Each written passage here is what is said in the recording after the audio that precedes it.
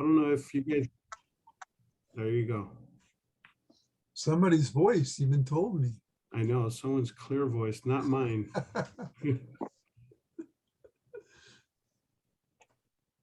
Well, I'll go ahead and get the meeting started, and we're gonna, I'll be also clicking on people as they add them into the talk as we proceed. But welcome everyone, happy September, and I hope you all had a nice summer break and some time away from these, a little bit of a break from the Zoom calls perhaps. I was just saying earlier that I think I started forgetting, although I still do a lot of Zoom calls for work, I don't manage them. So now going back to kind of being in control, I'm a little bit rusty, I feel, but nevertheless, as we were already discussing, although we were on break, thanks to Chris. I mean, I think a lot of us here were not on break because Chris kept a lot of people busy with phone banking and really working on this no on the recall. So kudos to Chris for pulling something like that off and getting so many people involved. So Chris, good job with that. These are our monthly luncheon programs. At some point, we're going to go back and have these in person. Perhaps not as soon as we thought they would, but we will. We'll still plan on having a transition kind of hybrid approach. Our same thing with our next general membership meeting, which is scheduled for the 27th. In what was that? 3 weeks. The Monday, the fourth Monday, we'll be on Zoom for that one as well. So hopefully we could see you all there as well. And once we do go back in person, in fact, we meet over at Pilgrim Place, and they also kind of shut things down a little bit again. So we're at their mercy when it comes to that. At any rate, a lot of things are happening, and what our hope as a club is that we are addressing some of the issues that are very timely, not just in our community, but across the country. But here locally, we do have some programs that have been going on. I think we've been addressing the SRO and some of the policing issues. And I think today's presentation is going to tie in nicely with some of that discussion. And I already gave some kudos to Chris, but I'll give him even more kudos. He's done a fantastic job at putting together some great programming, and today's no exception. Chris is our program coordinator, and he's been finding these folks, and I think we're in for a good program today. So with that, unless there are any questions about the club, like I said, we're going to get things back rolling. And we'll see you on the 27th. But in the meantime, I'll turn it over to Chris and give the introduction for our speaker this morning. Chris. Thanks, Sam. I'm very pleased to introduce to everybody Mohammad Tajsar, who's the senior staff attorney for the Southern California branch of the American Civil Liberties Union. His work is primarily focusing on national security, counterterrorism policy, with particular lens on the impacts of national security law on Arab, Muslim, Middle Eastern, and South Asian communities. He also works on police misconduct, government surveillance, and protecting individuals and organizations' rights in the digital world. So, Mohammad, thank you very much for being gracious and appearing here virtually. It was our hope and desire to be back in person at this time, but we really appreciate your flexibility and just rolling with the punches. So again, I turn it over to you, Mohammad.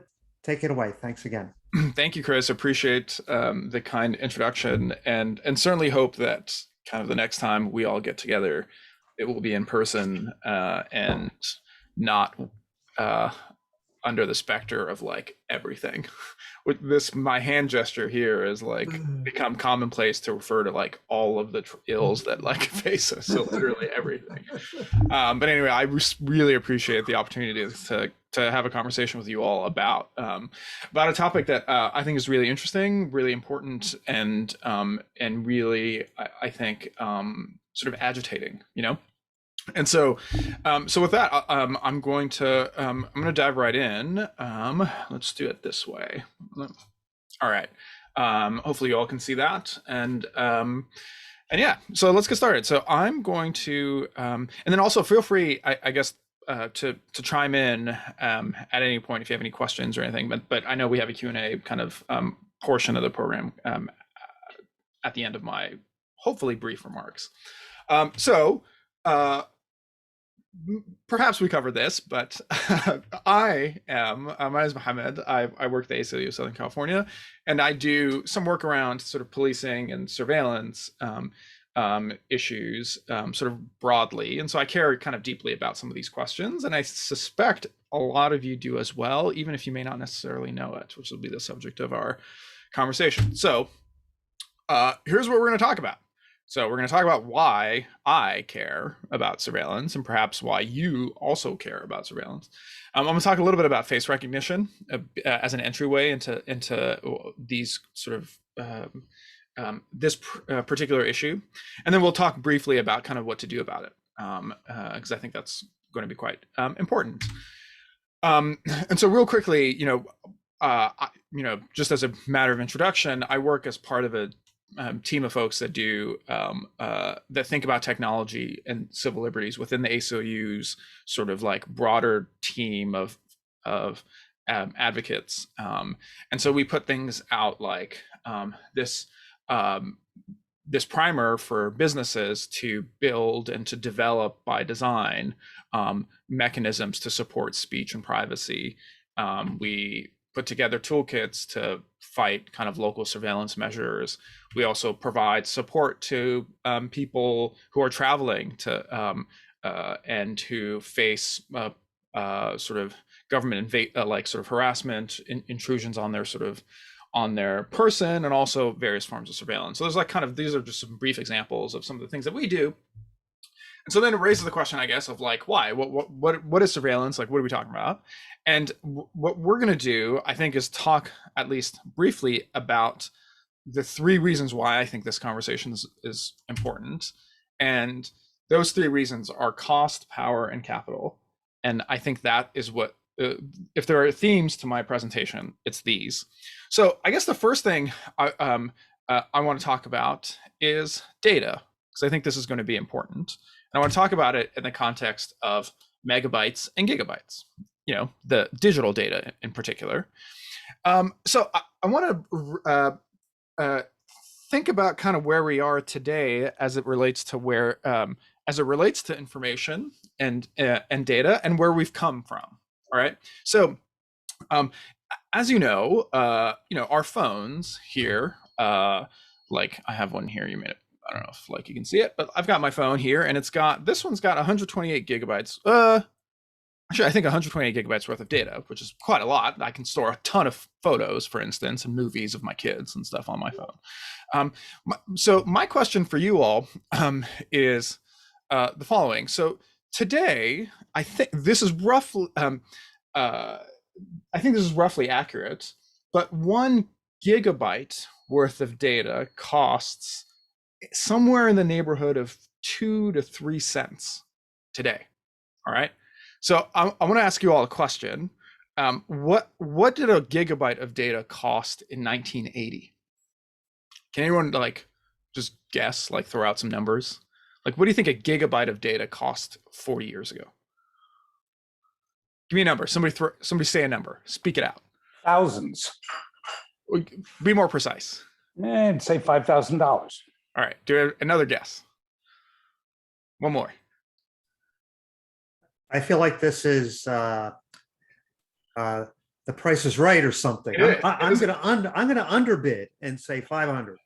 Okay. All right. Here's the answer. In 1980, a gigabyte worth of data cost almost anywhere from $250 to $700,000. 1 gigabyte of data. All right. So that's data. It now costs probably 2 to 3 cents. All right. Let's talk about data analysis. So that was data retention, right? Data analysis. So I'm going to take you back to 1985 to this thing. This thing is one of the kind of supercomputers that were developed in 1985. It was called the Cray 2 supercomputer. All right. It was the fastest computer in the world at this time. And as you could tell, it was the size of like a small car. All right. And it cost, in today's terms, adjusted for inflation, it cost $32.1 million. This thing. All right. That thing was, it had the same processing power as this thing. This thing is an iPhone 6, right? So we're on iPhone 12 or 13 or God knows where we are. So this, I forget when this came out, probably 8 years ago. So this machine has the same processing power as this machine. All right. And the iPhone, right, could perform, that particular model could perform something like 3.36 billion instructions per second, right? And if you think about that, that's 32,000 times faster than the best computers that were available to the Apollo program could perform for NASA, right?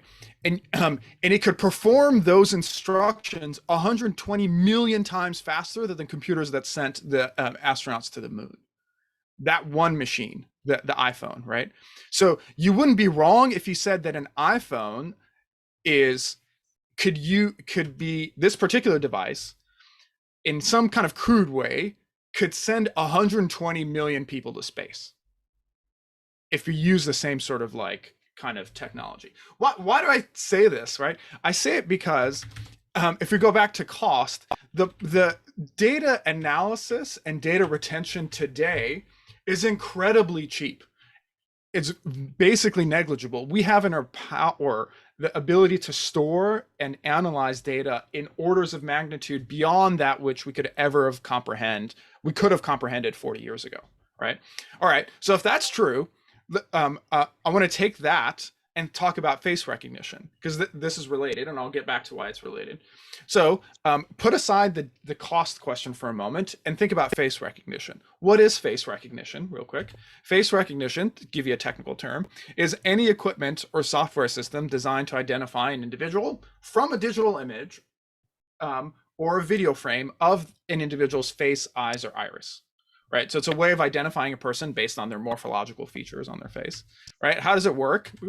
Pretty straightforward. It takes image number 1 right here, and then it does some math, and it turns it into image number 4. Right, so you go from here to this.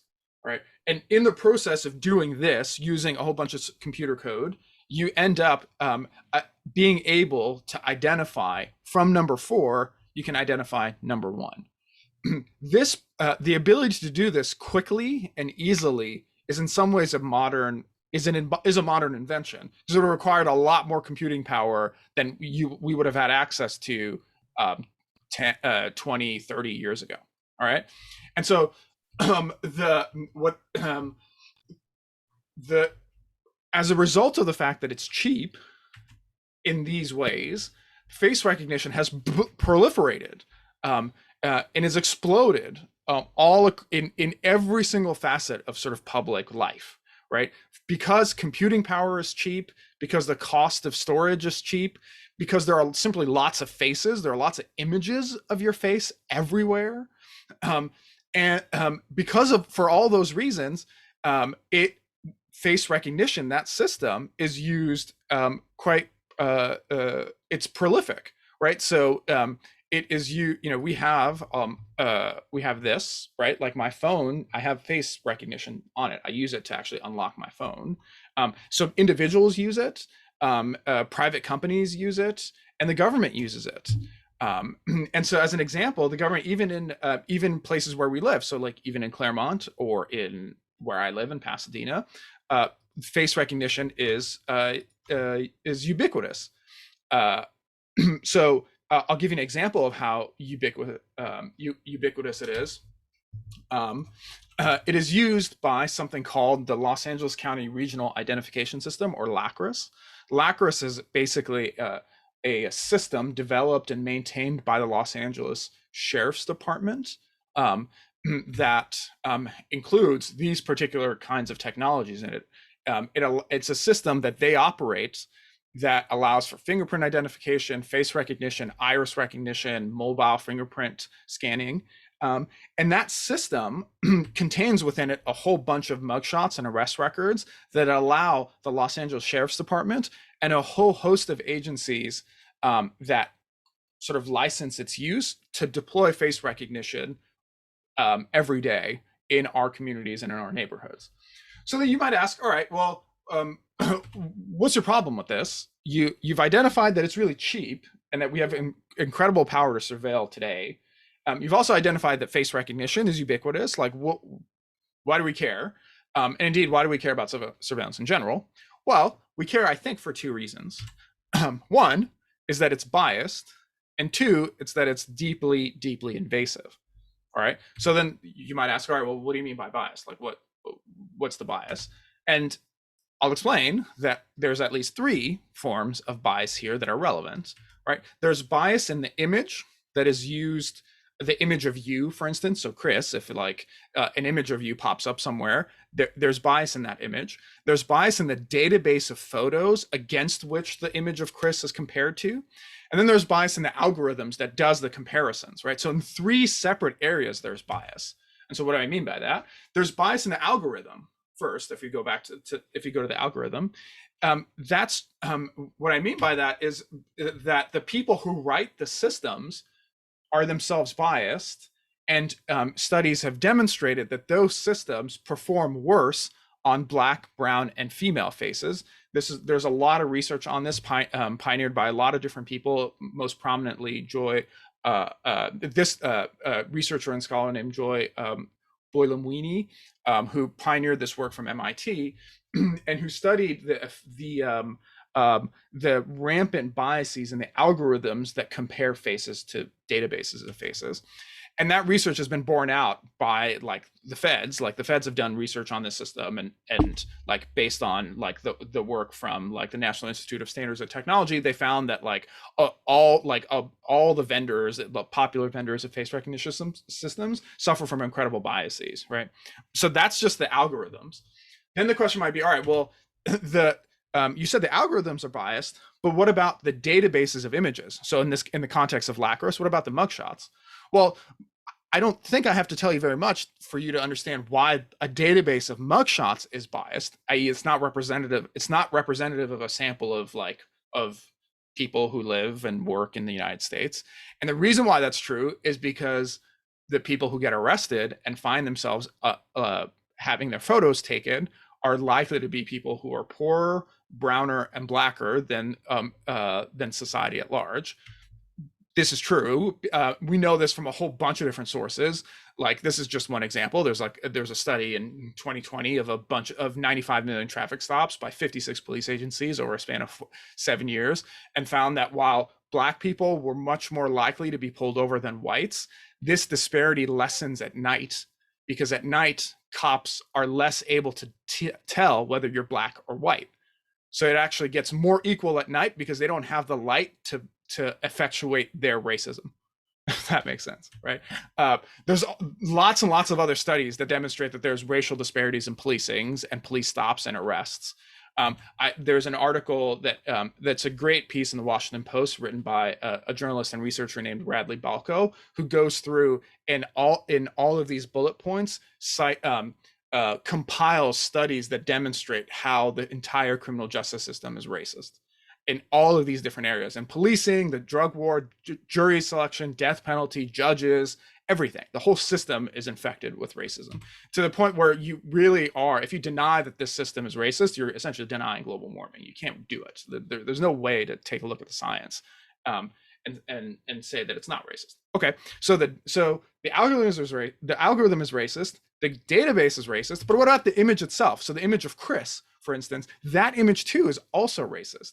And to give you an example of why that's true, I'm going to point to this gentleman. His name is Robert Williams. He's a resident of a Detroit suburb, and he was subjected to one of what we've come to see as lots and lots of biased arrests and detentions based solely on face recognition. In his case, there was an investigative lead that identified him as somebody who committed a robbery. And as a result of a face recognition match that turned out to be faulty, he ended up being arrested and he was arrested in front of his home, in front of his wife and I think 1 or 2 kids.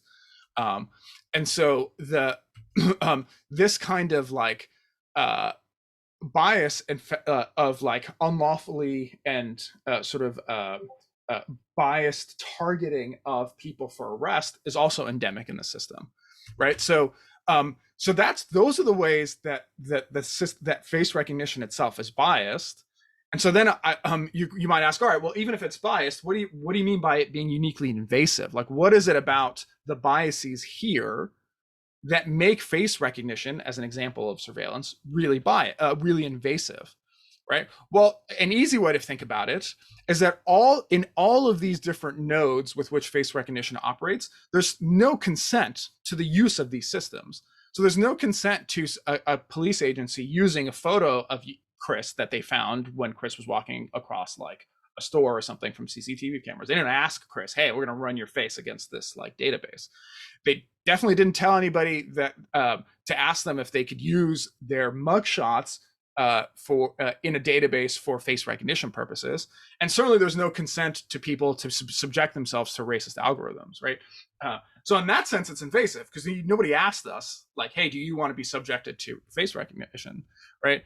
And indeed, beyond that, beyond simple consent, even if we all agree today that, yeah, face recognition is good, the problem is that a perfectly accurate system that is a system that eliminates eliminates the bias concerns, nevertheless, is dangerous to liberty and to sense of community. That is, we get real close to a minority report situation, right? So just to give you an example of what I mean by this, like I pulled this image from a New York Times study of cell phone location records that was conducted, I think 2 or 3 years ago. It featured actually a story about folks who lived in Altadena here, not far from me. And in that story, the New York Times was able to use a collection of data of anonymized, quote unquote, in other words, like data just of location information, just these dots, right, in neighborhoods in LA, and follow dots to the point where they're able to identify specifically who that person in each dot was, or at least with some really serious amount of confidence. They to demonstrate this, they actually identified Donald Trump at Mar-a-Lago based only on a data set of cell phone location information. It was Donald Trump's Secret Service detail, so they kind of got pretty close to where they thought Trump himself was, right? That is really quite invasive if you think about it. They didn't have his name, they didn't have anything like that, but they were just able to use a lot of data in this context to actually identify and find out where Trump was, right? The point of this example is to say that there's really no way to limit, in my eyes and in the eyes of many, the use of a technology like face recognition, or indeed some of these other ones that we'll talk about, in a way that we think might be okay for us. That this technology is so easy and to use and to deploy, and is used and deployed by people who are fundamentally engaged in a racist project in a way that I think should alarm us, right? So then that's in general what I've identified as the problem. But then you might ask, all right, well, what do the cops say about all this stuff? Like, what's their, how do they respond to these charges, Mohammad? And well, they'll say things like, okay, well, it's not surveillance. It's limited. We're not like monitoring you, Chris, or Bob or Sam. Like, we're not going around like trying to figure out like what you're doing. And the response to that is that, well, maybe at this point you're sort of just playing a semantics game. Like surveillance sounds like a boogie thing, but even if you call whatever you call it, you can call it rainbows and and unicorns. But the functional impact of it is that it enables and increases the amount of contact between law enforcement and the citizenry and the public in a way that is dangerous, particularly to people who are historically over-policed and historically targeted by policing and by the state, in a way that I think creates a lot more problems than it resolves. Well, they might come back and be like, well, no, look, we're not, we don't use surveillance or like face recognition, for instance, as the sole basis to investigate somebody. We do it in conjunction with some other lead or some other like information that we have. And here they're also kind of mincing words, in my opinion, and sort of like trying to lessen the impact of their use of surveillance technologies. In all cases involving false hits and false arrests, the police departments had policies that said this, and it nevertheless did not stop the false arrests. So that incident involving Robert Williams in Detroit, Mr. Williams was subjected to a false arrest, even though the arresting agency had a policy that said a face recognition match could not be the sole reason why we would arrest or detain somebody. So this is of little help or consolation, right? Well, they might also say, all right, well, look, we understand there's inaccuracies, right, in the systems and in the computer systems, but humans double check, right? We always have some human that comes in on the back end and checks to make sure everything's going to be, everything's going to be great and resolves it. But I submit that's not real much comfort here. Imagine I told you that the Claremont Police Department, for instance, had a known racist who was on the force. Everybody knew it. Everybody knew this guy, like Officer Williams, was incredibly racist, right? And the Claremont Police Department knew he was incredibly racist. But what they said is, look, we know this guy's racist, but what we're going to do is we're going to partner him with Officer Smith. And Officer Smith's a really nice guy. And he's a great guy, great cop. And the two of them are going to go together and ride together in a squad car. And Officer Smith, the nice guy, he'll just double check the work of Officer Williams, the racist, and it'll be fine, right? Would you have that? I don't think so. I don't think you'd have that. The response to the racist cop isn't to partner the racist cop with a non-racist cop. The response to the racist cop is to can the racist cop, right? He should not be a cop. So similarly here, the response to inaccuracies or bias or racist systems isn't to be like, oh, humans will double check it. It's to get rid of those systems. And then they'll say, well, look, this stuff solves crimes. All right, that's why we use it. And my response is, well, it's not clear that it does, first of all, because there's no empirical evidence to suggest that face recognition actually lowers crime. And indeed, this is also true with respect to license plate readers, with respect to like social media scanning, predictive policing, all kinds of surveillance technologies. If you ask a police department, show me an empirical study that demonstrates that the use of this new form of surveillance lowers crime in a given area, they will not be able to provide it because that evidence doesn't exist. What they'll say is, we used face recognition or we use license plate readers and we caught that one person, 2 weeks ago. They'll say that. And maybe that's right. I don't know. But the answer to that, the answer to a demand for empirical evidence is not some anecdote. It's actual empirical evidence. And there's no empirical evidence that it solves crime. This is even assuming that we actually care about crime as a category. And I submit, this is a bigger conversation, but I submit that crime as it is currently constituted is a political category that is not really related to public safety, but is indeed related to something quite different and about social control. Because there's lots and lots of crimes that don't get punished, and there's lots of things that are not harmful that are called crimes, right? So to give you an example of that, the amount of wage theft in America, right? The amount of wage theft being employers stealing money from workers, i.e. not paying them, not giving them overtime, all of the like. The amount of wage theft in America vastly is orders of magnitude more than the amount of property that is stolen by burglary and larceny. And yet wage theft is not in itself a crime in this context. Police don't go after that, right? But we've not called wage theft a crime, yet we call burglary and larceny a crime, So even the category of crime, we should be problematizing it. But even if we don't, there's no evidence to suggest that it solves crime. And then lastly, they'll say, well, look, we're not racist. And just trust us. And the answer is, I don't know. All the evidence demonstrates, even if you, particular officer, are not themselves, don't consider yourself a racist, all the evidence points to policing in America as being a fundamentally racist institution. And so, you know, if I don't buy it, but even if you aren't, it's not going to resolve the problem associated with this form of surveillance. So what are other examples of this kind of thing? Well, I wanted to share at least, there are others. Face recognition is but one example, but I talked about license plate readers. That's what ALPRs mean. ALPRs are automated license plate readers. Those are used in the city of in Claremont, for instance. There's a company that provides the city of Claremont with license plate reader systems. It's called Vigilant Solutions.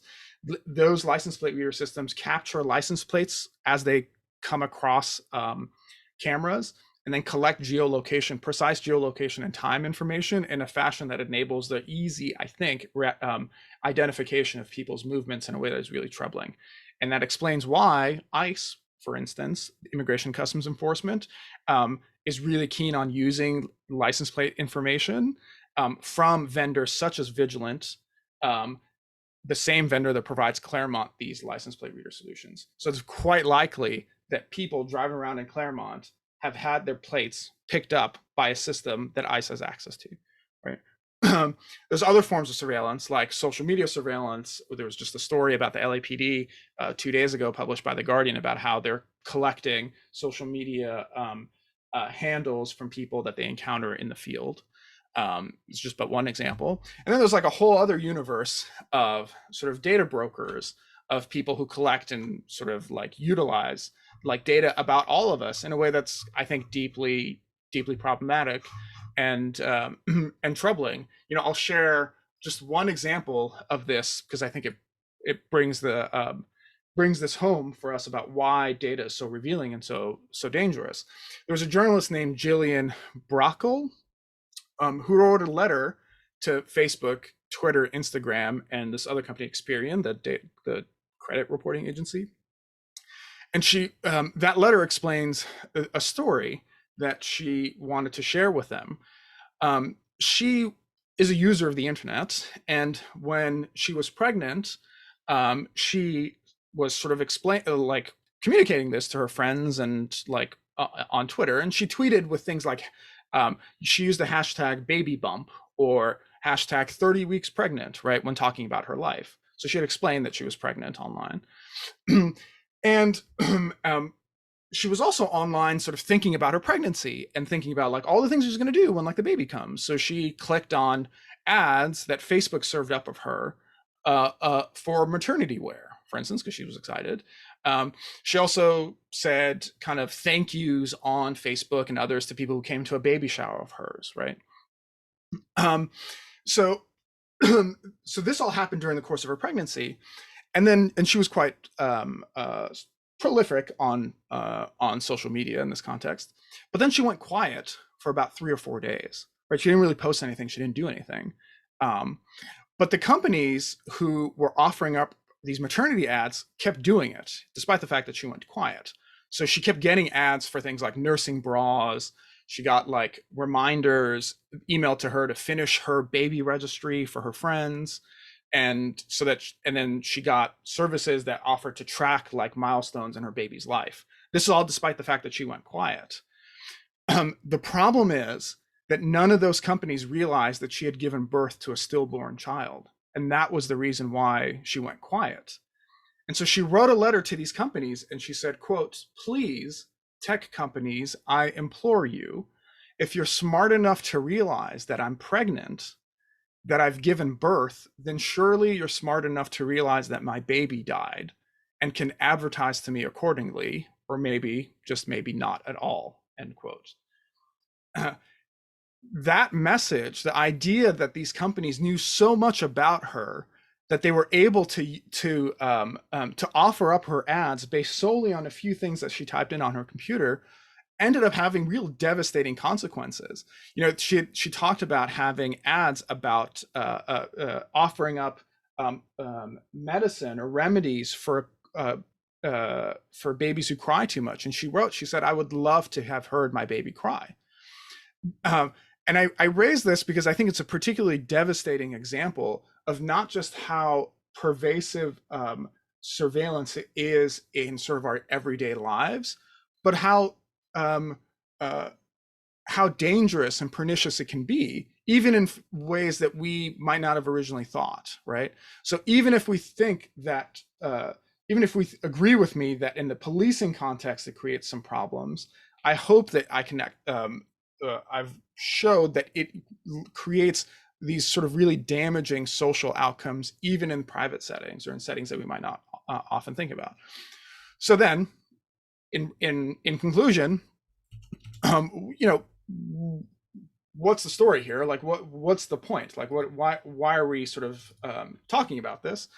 Well, in my estimation, you know, I think this is at bottom a question of power and money, right? Power in the sense of enabling individuals and institutions, whether they be public actors or private companies, who have some forms of power over the citizenry, over the populace, whether it's like actual police power or it's, you know, economic power.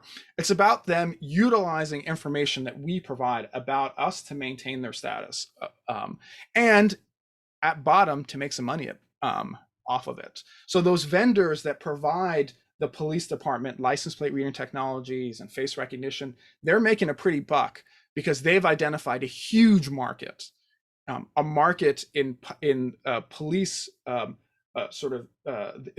policing, a market that actually, you know, we were talking about the anniversary of 9/11, a market that blew up after 9/11, when there was a huge demand for securitizing everything in the country and shifting resources away from like the things that we think are important to the security state. These companies identified that market and started aggressively pitching their wares to police agencies and locals all over the country, right? That is really at bottom what it's about here. And there isn't really enough evidence or data to suggest that any of this is worthwhile from the perspective of public safety, or indeed from the perspective of the things that we think are important to our neighborhoods.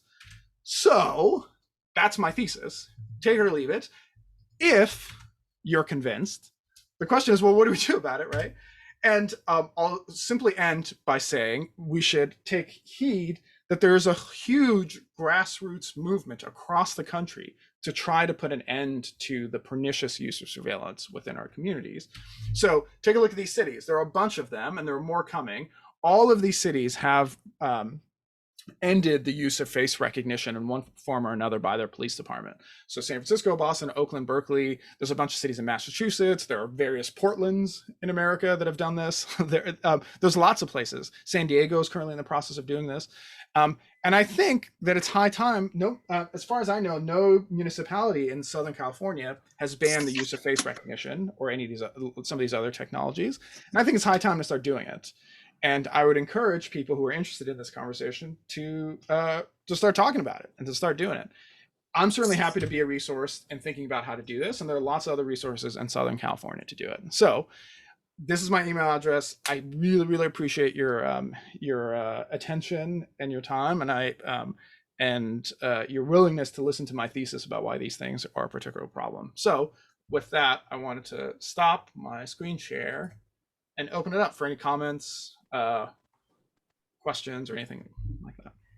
Yeah, so Mohammad, how about if we streamline the process here and let you field your own questions?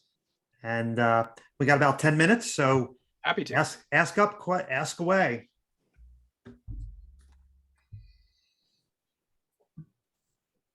I've stunned the room. I know. Actually, Mohammad, if I can, like I mentioned earlier, the city of Claremont has installed several of the automatic license plate readers, and I don't think I don't think the city uses the facial technology, but the city was an early implementer of the automatic license plate readers, and it seemed like there's been a lot of buy-in and so far well accepted in terms of being able to identify, or really like there's been a lot of what they call the hot stops where they find stolen vehicles, and it's kind of been known that if you're in a stolen car, don't drive through Claremont. I mean, I think that's now the case pretty much anywhere that has these automatic license plate readers. And now I'm hearing that cities, as they start installing these cameras, that they don't have enough police force to stop so many of the stolen vehicles. But do you think, are you seeing any trends with cities taking that philosophy that the automatic license plate readers are also an invasion of privacy? Yeah, I mean, I think that the license plate readers, this kind of automatic license plate reader system is frankly like ubiquitous now, particularly in the Southern California region, but everywhere. In the sense there are more departments that have them than don't, as far as I know. Small departments, big departments, all over the place. And I think that part of that happened in large part somewhat secretly, without a lot of people having a sense of the particular problems associated with the use of this technology. And what we have found is that never, as people have become aware of just how invasive this technology can be, and I can give you specific examples about license plates, but just as they've become more aware of it, we have seen a resistance, a community-led resistance to the acquisition of further cameras or to the renewal of these contracts. So to give you a couple quick examples, this occurred in Culver City. I think it would have been 2 years ago now. The city had wanted to transition to use Vigilant Solutions, the same vendor that Claremont uses. They wanted to use them as opposed to kind of like an in-house system, because the in-house system had some was a little old from their perspective and didn't allow them to share and receive license plate data broadly. So they wanted Vigilant. The community fought back. They organized around it, and the city pulled back and said, "No, okay, we won't do it."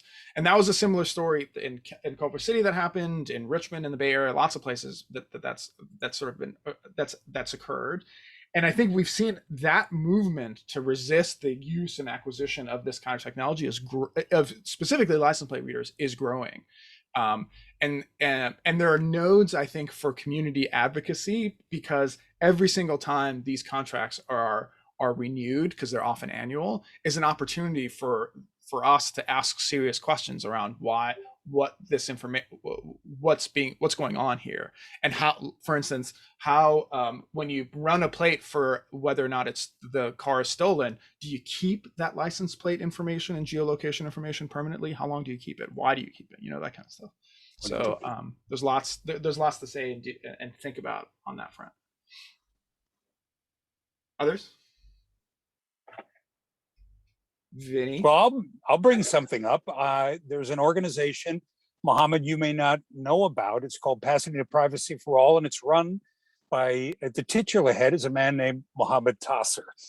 And I work with Mohammad on these very issues. So what I would encourage you to do is to go to the PasadenaPrivacy.org website and take a look. We have an ordinance there. There's a proposed ordinance that we're using in the city of Pasadena to address these issues. And we would like to be able to work in partnership with you for more events like this, for more actions, so that we can work collectively to all protect our privacy. And having said that, I want to say, excellent presentation again, Mohammad. I paid Vinny to say that. Yeah, other thoughts or questions? Did folks buy it? Were there areas where people didn't quite? They were like, I don't know. I feel like that discussion about crime, for instance, can be very controversial. So I'm curious what you all think about that. So, I mean, I had a tag along question to what Vincent was saying. So I'm assuming that your strategy here is preventative rather than reactive. In other words, just taking a look at the cities that have adopted the ordinance, is it correct to assume that they did this ahead of the curve rather than in a reactive manner after cameras were installed or after a discussion had been initiated? Yeah, it's actually a really great question. Both. So some of these cities were reactive and some of them were proactive. So I'll give you an example of a proactive one. So we met with and talked with one of the organizers of an effort in King County, Washington, right? The county where Seattle is based. And they passed an ordinance that prohibited the use of face recognition there that would apply to their sheriff. And their sheriff didn't oppose it because their sheriff said, well, we don't use it. So whatever, go ahead and pass it. And they did it in part as a sort of because they figured that it is likely coming to their county soon. Some of the other cities here, like Berkeley, some of the California cities, they in San Francisco, they had been using face recognition, and so this stopped them in their tracks. Now, well, the ordinance was designed, the ban on face recognition was designed to stop them in their tracks. There are obviously some issues around compliance, like if the law says don't do this and the cops still do it, you have to force them to comply.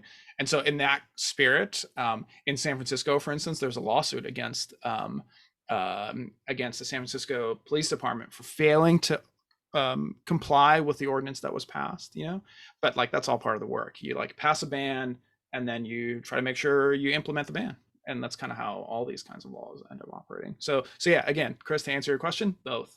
And I think that there's utility to bringing a ban, even though your city's cops don't use it.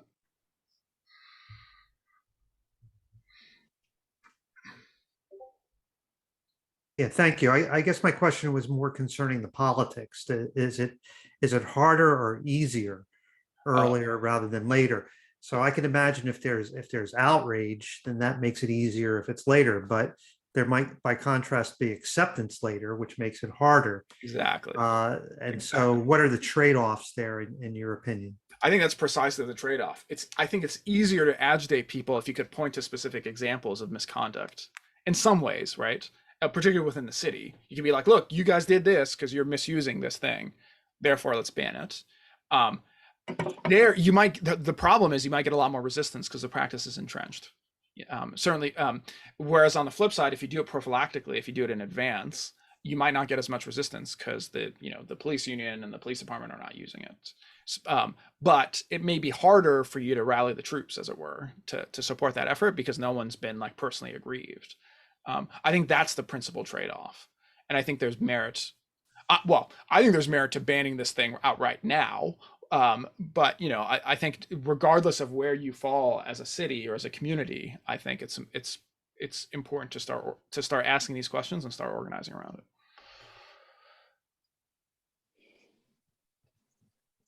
it. Other questions? Go ahead.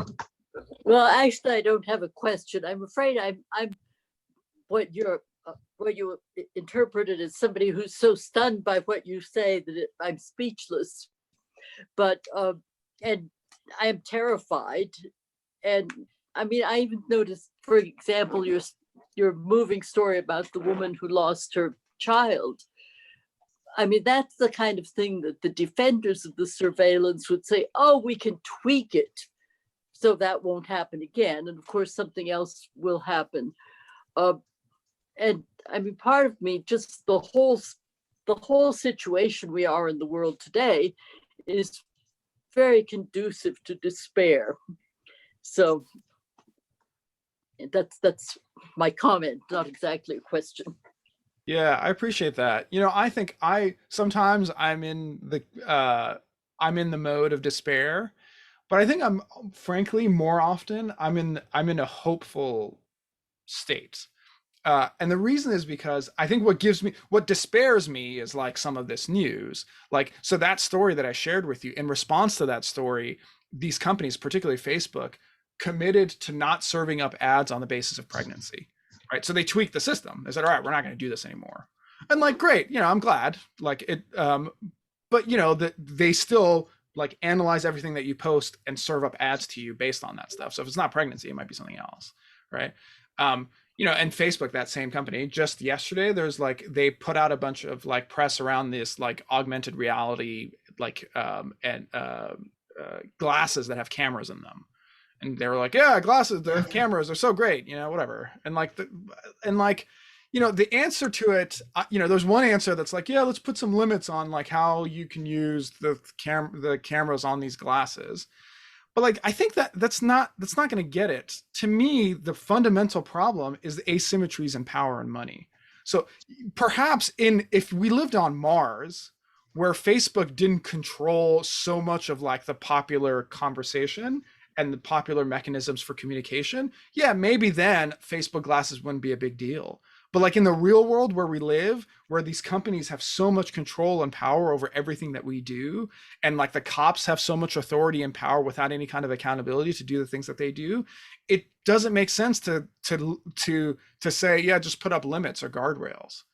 And what gives me hope is that lots and lots of people across the country agree with that. And they want to take back that power. And they're saying, no, we don't want to give power to the cops to do this. We want to take some money away from the cops, divest from the cops, and invest in social services and the things that we need. Or they'll say, we don't want Facebook in this way. We want to break the Facebooks of the world up so they don't have the kind of power to do the kinds of things that they're doing here. And that gives me a lot of hope, actually. Frankly, it gives me more hope than despair. We'll see where it goes. But I think in my heart of hearts, I think the people will always win. I think that's usually right. It just takes a long time sometimes, but we always end up there. We'll always get there. I hope you're right. Me too. Me too. But look at all the people here. I feel like just between all you need is like 5 people. I mean, the reality is like, it doesn't take a lot of work and a lot of resources to really start to organize. And that's the kind of beautiful thing. And nothing beats, to my mind, like actual analog relationships and organizing, like human to human interaction. And that's where we will always have the advantage. We will always have the advantage there. I could assure you, in the city of Claremont, there will not be any facial recognition efforts. Just knowing the community and how issues have happened in the past, and that type of those type of questions that when they have come up. In fact, even when the automatic license plate readers did come up, and that question did come up, I served on the city council when they were first implemented, and that was a concern, and there are all the assurances that, like you're saying, that it doesn't recognize faces. It only recognizes the system only recognizes numbers, and they're only pointed at license plates. And so that was the buy-in. And like I had said, we have a small police force getting smaller by the day, and the cameras are seen as a tool that the police department has in lieu of having more officers. And also, like some inside stuff, the cost of insurance for cities is one of the biggest increasing costs that cities face. And a lot of it comes from police departments. Now, some cities and sheriff's departments have the increased cost of when an officer shoots someone and there's a suit, the settlements used to be, any settlement with the police department used to be in the $50,000 to $100,000 range. Now they're all in the $1 million to $2 million range, and that's for like a false arrest, false breaking and entry type of thing. But one of the big costs for insurance for police departments are car accidents. And one of the biggest reasons why cops were crashing into cars is because they have these computer systems in their car where at stoplights, they're typing in license plates of the cars that they see in front, that they think, well, that black Honda right there is typically a very commonly stolen car. He's typing in that license plate and not paying attention, and boom, bumps the car in front of them. That is one of those accidents that happens in more cities than we know, and it's so that was one of the arguments why the city did adopt these cameras, that it helped in that effort. And they even have they have these cameras not only on poles, but they have them on police cars too. So you'll see them on the lights on top, you see cameras, and they also have them on the trunks. So yeah, they're constantly surveying, and it's as a tool that, and as an early adopter to your point, to Chris's question earlier, it was one of those things where the rules and the laws weren't there yet. The legislature is barely catching up when it comes to how to store this information, how long to keep it, and then even how to use it. So it's just more FYI stuff. Yeah, thank you. Appreciate that. So, Mohammed, we're going to thank you now for your presentation. I'm going to write you an email afterwards too to point you toward another group that may be interested in what you have to say. And Sam, I'm going to turn this back to you now. Thank you all. And Thank I put my email address there. If anybody wants to like talk with me about any of this stuff, I'm always around to chat. Awesome. Thank you so much, Mohammed. And thank you for the presentation. As someone pointed out here, that there's shocking stuff, and I think everyone in this room will agree that these things are listening to us 24/7. Because if I start talking about sliding doors, boom, I'm going to get ads for sliding doors, and the extent of it is incredible. But thank you so much, Mohammed, for the info, and Chris, again, thank you for putting this together. Folks, if you want to refer to the meeting, once again, it will be available on our YouTube channel, and we'll have our first general membership meeting coming up on the 27th. So look forward to seeing you guys there. And that's it from my end, unless anyone else from the executive board has any other messages. We now we're on to helping Chris make those calls and voting no on this Republican recall. 14th, right, is when it all comes down. Yep, I drove my wife to the Dropbox last night. She was dallying too long, and I made her do it. And she was there in her pajamas at 10 o'clock. Anyway. Awesome. All right, I got to guys. go to my 1 o'clock meeting. So bye, everybody. All right. Bye, Thank Chris. you, Chris. Thank you, everyone. Thank you. Bye-bye.